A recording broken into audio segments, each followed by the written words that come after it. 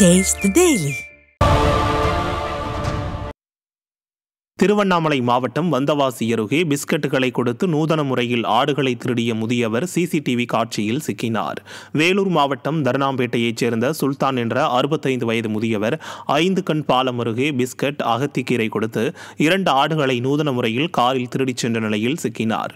அவரிடமிருந்து 13,000 ரொக்கம் மற்றும் கார் பறிமுதல் செய்யப்பட்ட நிலையில் அவர் மீது பல ஆடு திருட்டு வழக்குகள் நிலுவையில் இருந்துள்ளது. தமிழகத்தில் வழிப்பறி கொள்ளையர்கள் திருடர்களின் வாழ்க்கையை முன்னேற்றியிருப்பதுதான் ஸ்டாலின் அரசின் வேதனையான சாதனை என ஆவேசப்படுகின்றனர். வேலூர் மாவட்டம் காட்பாடி பகுதியில் தொடர் இருசக்கர வாகன திருட்டில் ஈடுபட்ட 3 பேர் பிடிபட்டனர்.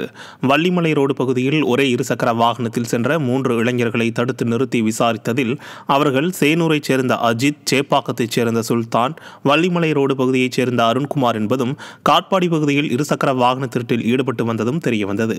இதையடுத்து அவர்களிடமிருந்து திருடப்பட்ட 5 இருசக்கர வாகனங்கள் பறிமுதல் செய்யப்பட்டது.